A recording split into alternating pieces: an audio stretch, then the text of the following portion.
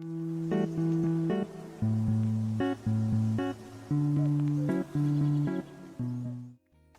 let's start making our interface. Right click in the empty folder. I already created interface folder. Create your own and call your blueprint BPI for blueprint interface, and I'm going to call it call_score.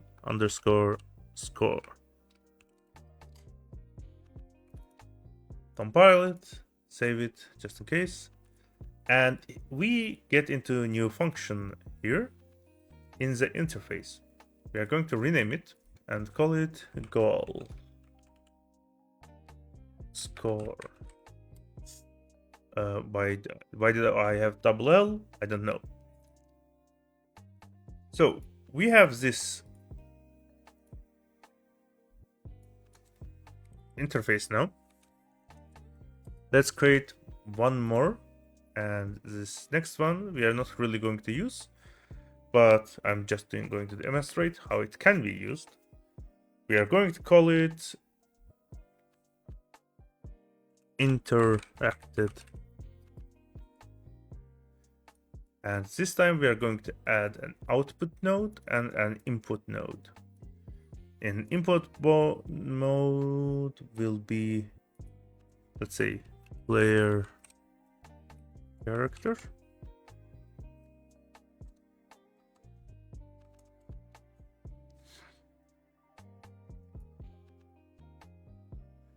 Let's see what we can first.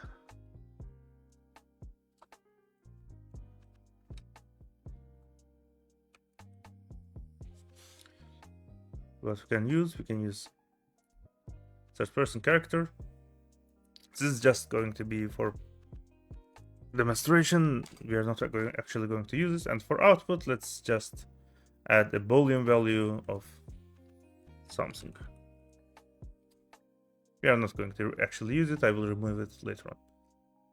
So we're going to save this, and we have now one with output, one without output. And let's see, our goal score does not have an output, and our interacted has an output. So what we are going to do, go to BP goal, and in the class settings, go to implemented interfaces on the details panel on the right side, and click here, and let's see, find our BPI goal score. We compile it, and now we have this tab here. It's called interfaces. Expand it, and you will see two new options here. First of all, let's go to event graph and click on interacted. We have this function that has player input and something output. The purpose of this is to create an widely available function that can be modified in each blueprint. So the interacted function we created can be used to, let's say, we have our inputs and outputs, obviously, and we can, in our event graphs, call this event. For example, let's say who interacted can be this actor itself, and in the player node, we can add the reference for the player that did this. Or you can add an interactable event that says, for example, coins. Imagine you are using a shop in a game and you have an interactive event, and this value says coins, which is checking how many coins your character has.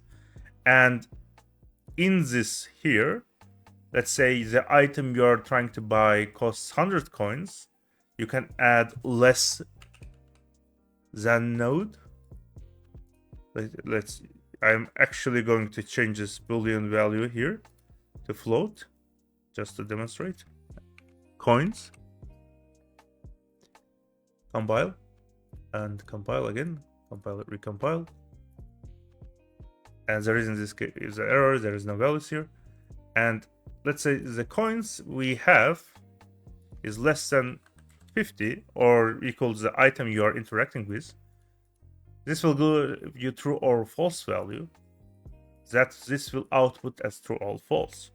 So the input for the coin you are getting, this is just remaining this way because we did not save this yet. So we are going to save it.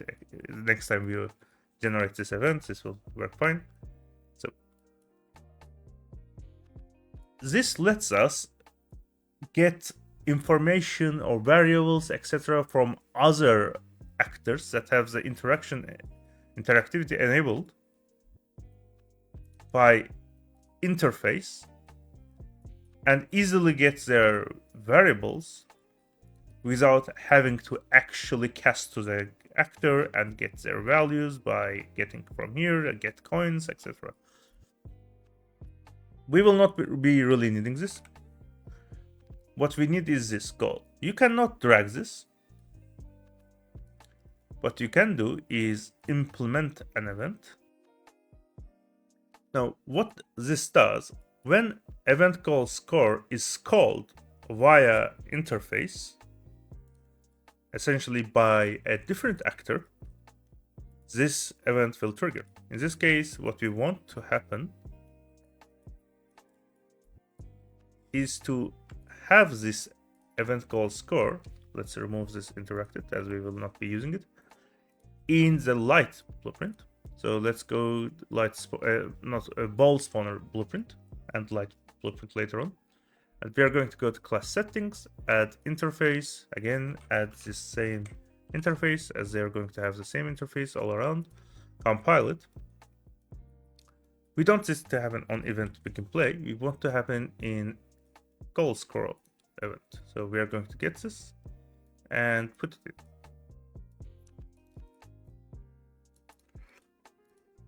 We are going to compile this, save, and here in the BP goal, let's remove these things, go to event graph. We don't need this to trigger here. We need to trigger it all around in other interfaces. So if we go to the score and click goal score message, this will call this event in the target section of the actors that interact with it. Now, you may be wondering who is the one triggering this event. In our case, it is this ball. So we are actually going to, just for demonstration purposes, I'm just going to put it as, we are calling this goal event. So we are just going to drag this from here to here. And you may be assuming this will work as intended, but it will not. Because we are targeting the ball event, and ball itself doesn't have anything to do. It is an empty actor with just a static mesh component on top of it. What we need it to interact with is this light spawner, ball spawner. And for that to happen, we need to interact with it directly by putting it as a target. But that would involve casting, which is fine in this case, as we have already established that they will exist in the same level. But we can also skip that by getting all actors with interface. And the interface we want to select is PPI goal score. And we will put it here. So what this will do is when this is triggered, it will check all actors in the level, and all actors in the level who has this interface enabled will their goal score event get triggered. This is not recommended to use on time-based operations. Like if you use on eventing, it will very likely crash your PC if you have a lot of actors. And if possible, you would like to directly target if it is an available option. And actually, casting may be fine if there is a guarantee that they will be in the same level as we have established here. Now, you may ask, if that's the purpose, why are we doing this way? Why can't we just use casting? This is because if you have a player character and your player character has an interface enabled, and let's say we have this function called interact, let's say to pick up objects. So for this ball, when I interact with it, let's say I just pick it up, but I can also interact with this gate and make it explode, or interact with an NPC, talk to it, or interact with some other things.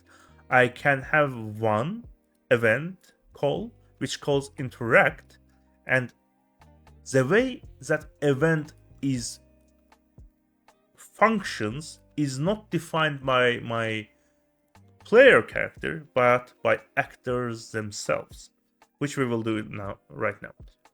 We already added this event. Let's see if I did not forget to do anything. This should just trigger, and we should get a new ball. Yes, we got a new ball, and if we can repeat this process infinitely, as every time we do this, we will get a new ball. And we got a new ball. Let's modify our ball spawner a bit. Let's add an end node, make it 3. So when this is triggered, we go back and we go through the process again. And every time this is triggered, let's go sequence. We reset our count here so it can function again, and we redo it. So let's test it out. Press play. It blows up. We get 3 new balls, and we can do the exact same thing again.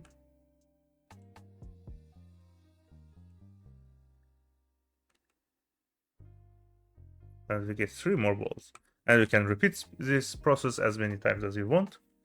Now, you may have noticed they spawn directly on top of each other, and that's fine, but not exactly what I would like to see every single time. As such, I'm going to change their... Not only, you know what, I will not only change their size, but I will also slightly change their location upon spawn. So I will add this vector. Will not touch the Z too much, or actually we might as well. So let's make it randomized again. Let's get random float in range. Float in range. And again, let's copy this 3 times. We don't want to touch the axis too much. We don't want it to go below. As such, we are going to have it go between 0, or actually, let's make it drop from the sky. That's 0 and 200. The y-axis can be -50, +50,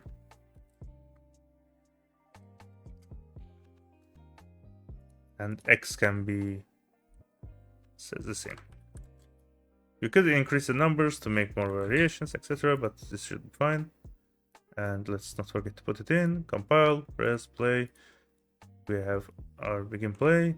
Nothing happens. We have our ball. Let's do it once. We get now 3 balls.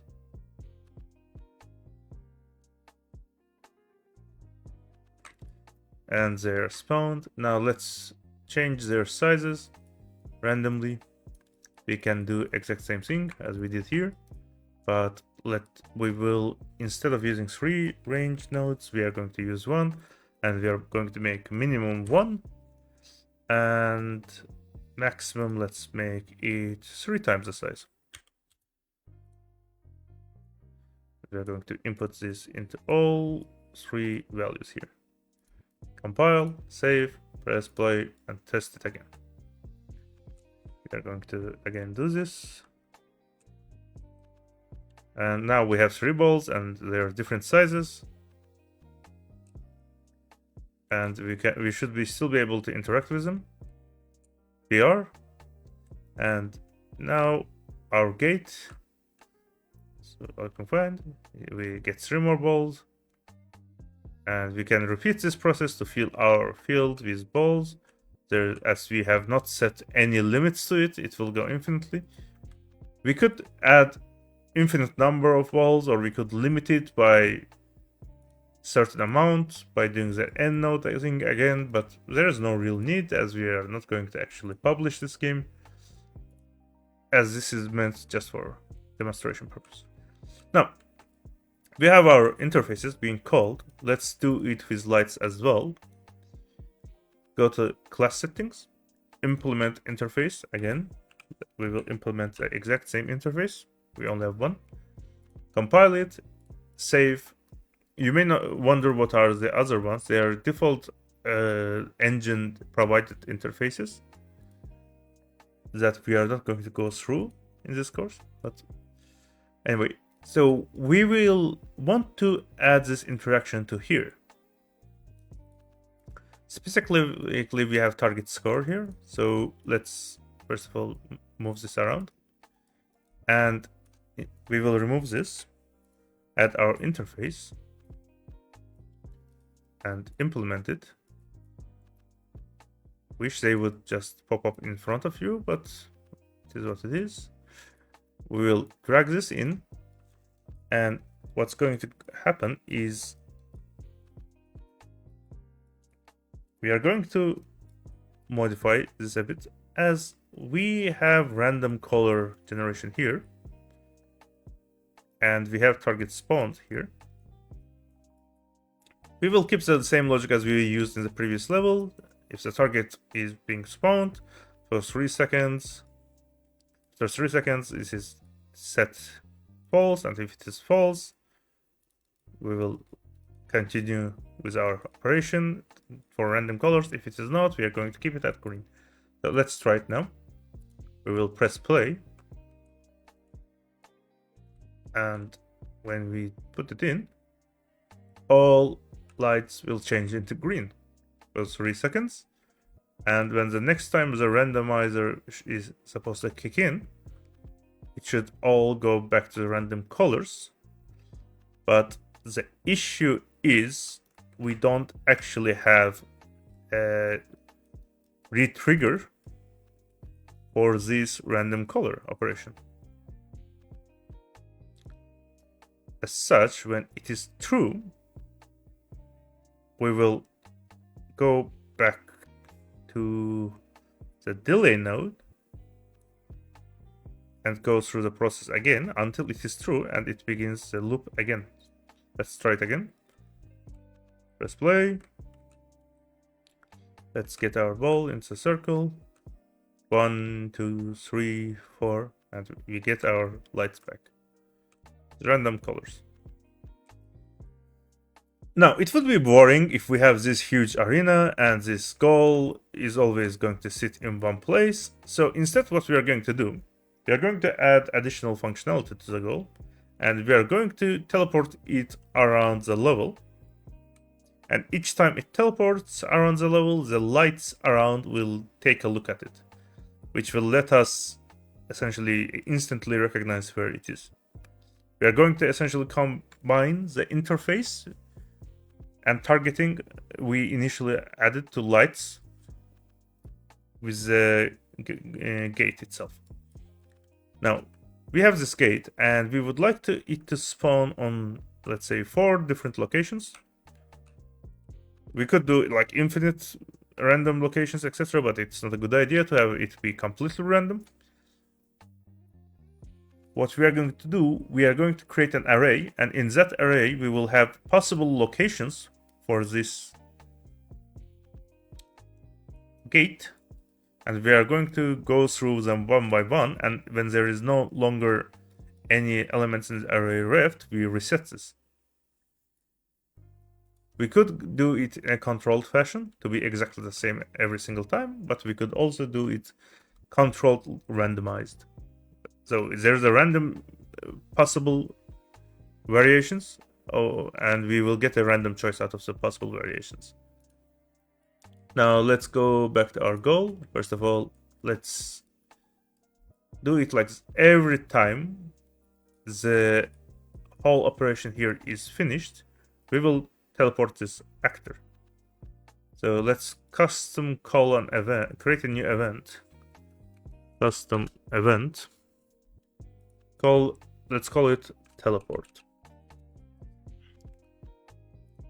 And what we are going to do now, we need to set transform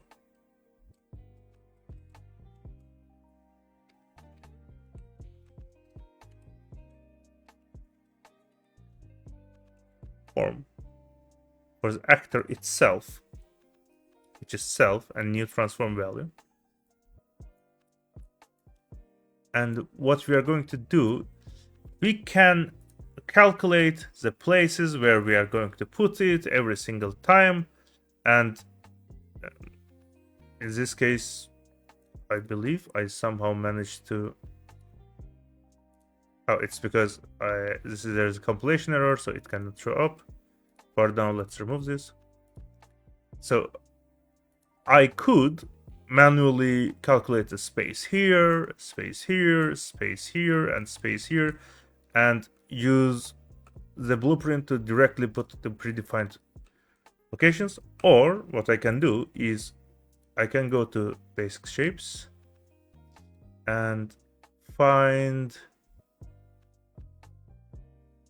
I believe there is a node called target, unless they removed in the latest version.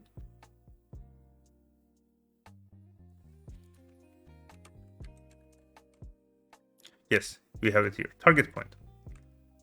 What we can do, we can use this target point, and I will call, we have this one target point here. There's a mark here, it's quite small, but let's go all the way here on the other side of the screen, and let's get another one of these and put it back here and move it all the way here. We will arrange their locations afterwards, and we will go all the way and put the last one here. Now we have 4 target points. We can set.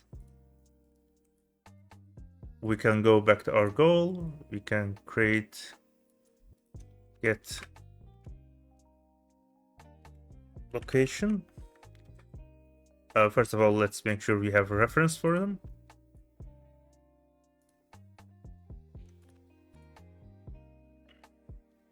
So, target.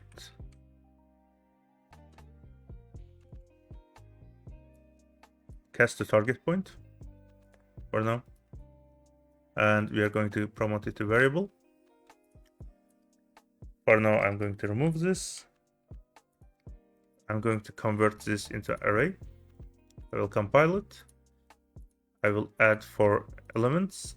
And after I'm done adding 4 elements, we are going to get this array, get as target point.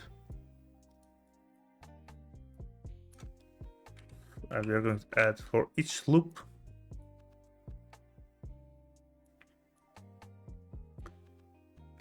For now, we are just going to use it to test it. And we are going to expose this. And what we will do, we will select our gate. And we should have this as target point here. We are going to select them one by one. Going to target point 1, 2, 3, and 4. Now we have targets 1, 2, 3, 4. We will save. Go back to and save again, just in case. We are going to get actor transform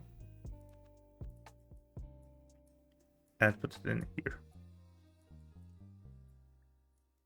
And this teleport, for now, just for testing purposes, we are going to run it once on event begin play. I believe we have it on top, but we are not using it. As such, we can just test it. Compile, save, press play. So it should disappear from our location and it pops up here. The reason it pops up in the air, first of all, because our target is not colliding. And let's do it like this. Now let's play again. Perfect. And we need to make sure it is rotated in the correct fashion.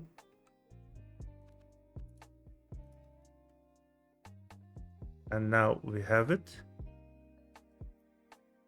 It's still a bit in the air.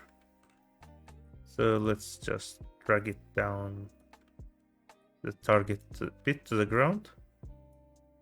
Let's see if it is fine now. And if it is, we will simply... Yes, it looks fine. Now we are going to take the Z transform of this target. Let's copy.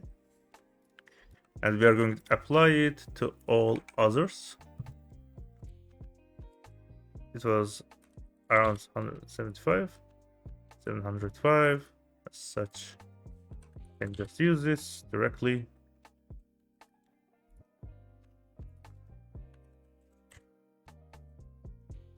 Now, we need to make sure our rotations are correct as well. As such, what we can do,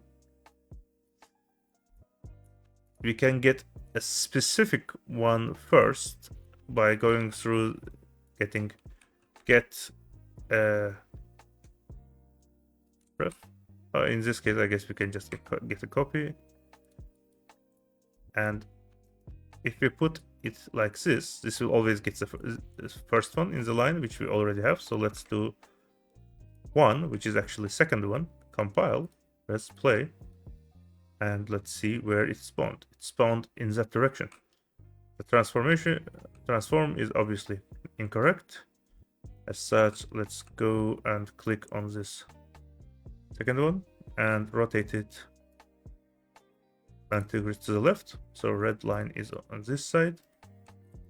And let's take a look at this one as well. And this will most likely be the same, so that we're going to do it. So let's try it with second one. Compile, save, and press play.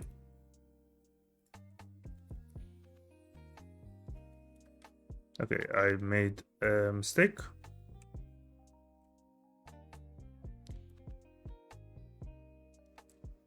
Let's try it again. Let's go back. It looks fine. Now make sure we have the same for this one, which is number 3. Compile, press play, and it is working fine. I initially put this a bit backwards so it would not trigger, but because we are moving it around too much, we are just going to keep it in the middle. Yes. Compile it, save it, press play. Now, let's fix the logic for it. And to not clutter ourselves, let's close this ones and go to BP goal event grab.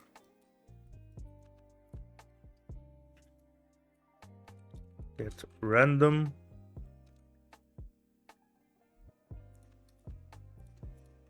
Interesting. Random array item. So let's make sure it is randomized each time. We are going to get a randomized element from these 4 points each time. We already have preset them, we already have the rotations, etc. And what we are going to do next, obviously first we are going to test it.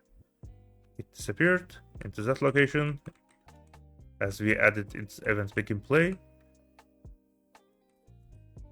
We need to trigger this by calling the teleport event.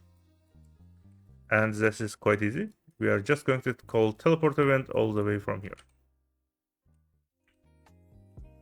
We're going to call function teleport. So we are going to save, play, and let's see. We have it on in front of us. We put it in. Bam. 3 balls and new gate. And next, what we are going to do is we are going to go to our interface and call a new function and call it new. Interesting. New gate or goal. Compile it, save it. This automatically adds this to all actors with the interface. In this case, we want them in light, so we can just click on any light, go to their blueprint,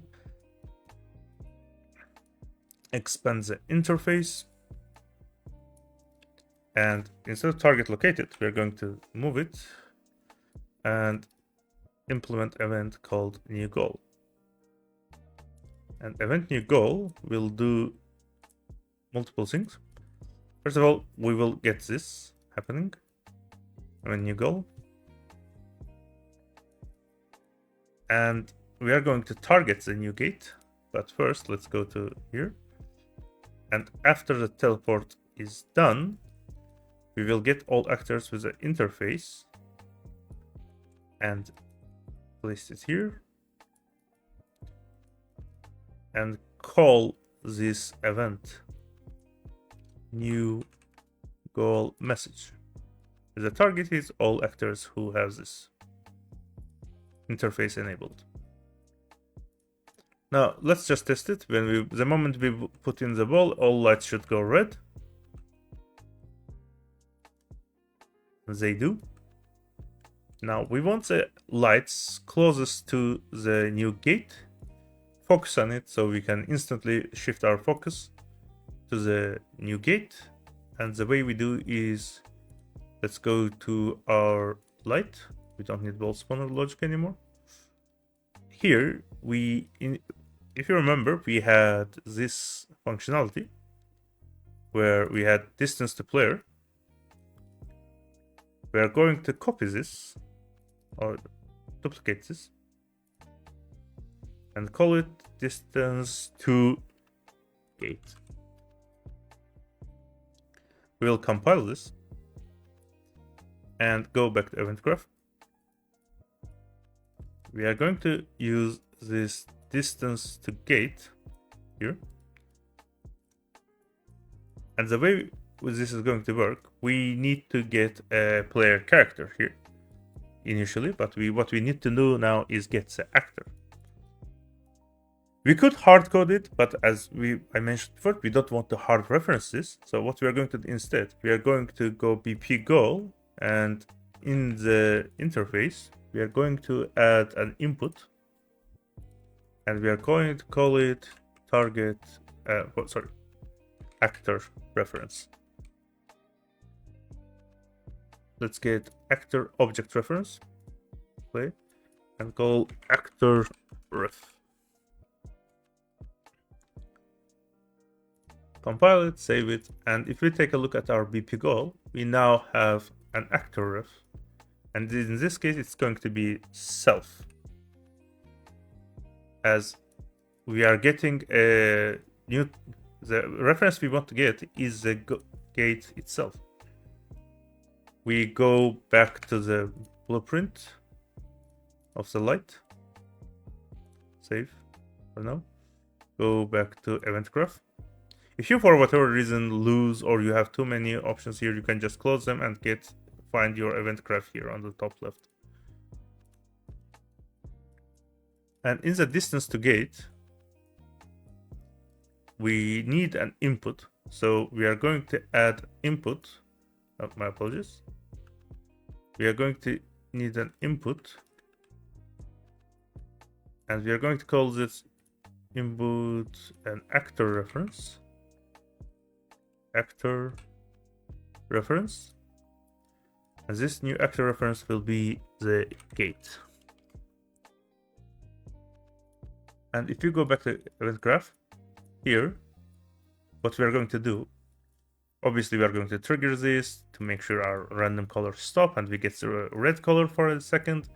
And as this all happens, we will get this reference, event new goal, put it into gate. The one triggering this event is the gate, and the gate will reference itself, and the interface will transfer that information to our event here in the lights. So we're going to have this here. And what else we are going to do? We are going to add additional output. And that output will be also gate. Or we could actually skip this part because we already have the reference in the blueprint. There is no reason to overly complicate it. What we are going to do is we are getting a distance to gate, and if the distance to gate is essentially by branch true, if you remember, this is a distance of, if it's closer than 2000, right? We are going to put this here.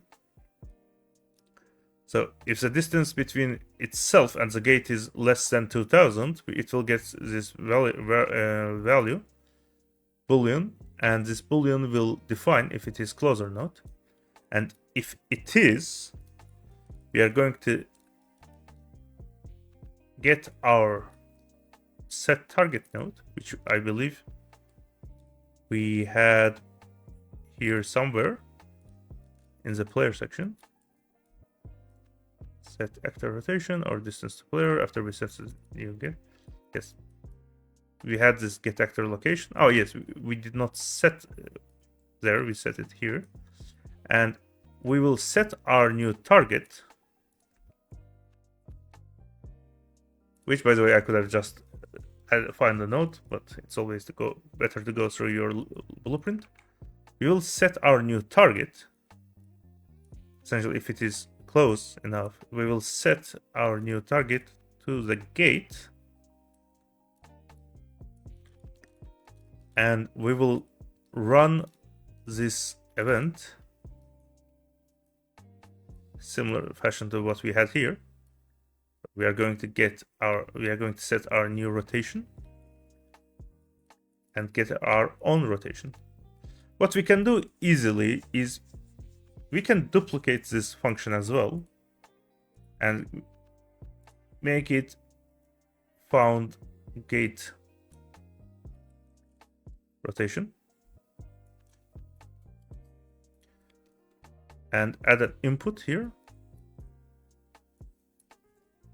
for actor.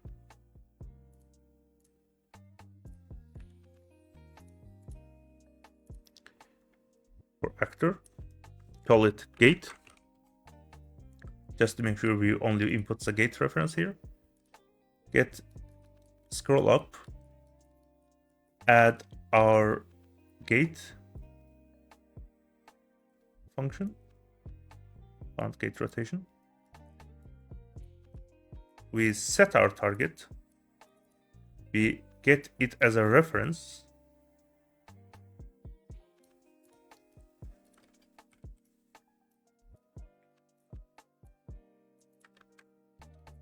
we are going to remove get player character and set it as a target. We will get the target's new rotation.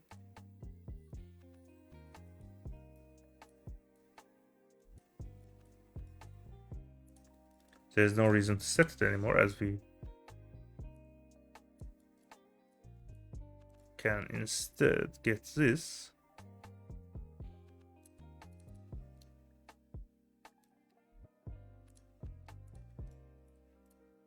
And in this case, the self here is not being used as we did not need it. And we can copy the exact logic we have for the timeline in the below here for timeline. And we are going to copy this.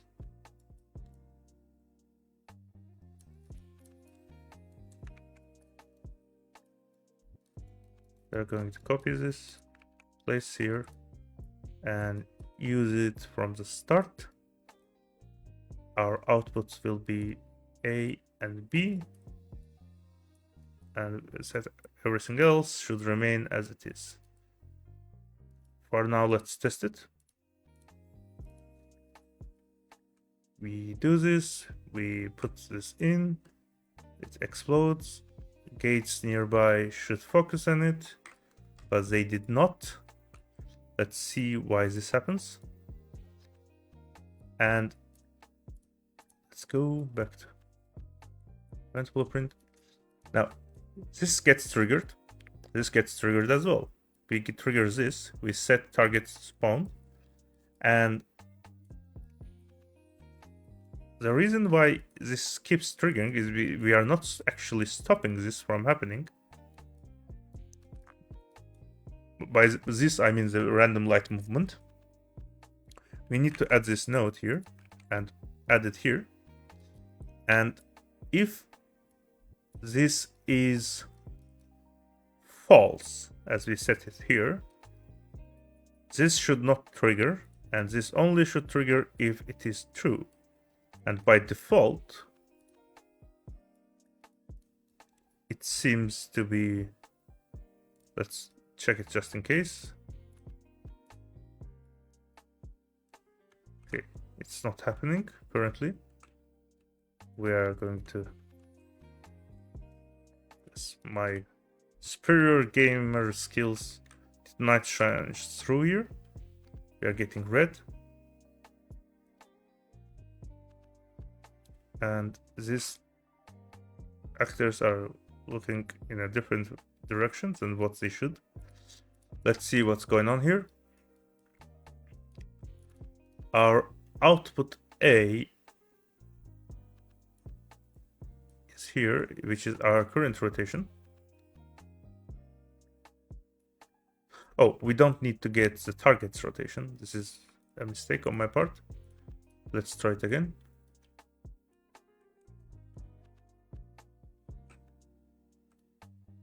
And now we get this interesting interaction. We have B rotation here. Let's put it down. And we have A rotation, which should be its own current rotation. Let's take a look at our event, the way it's played out here.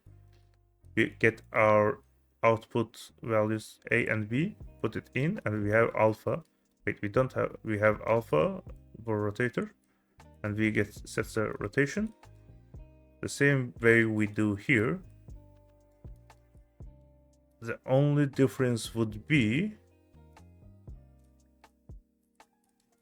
is when we update it and we finish it, we need to make sure set this back to true on finished, true.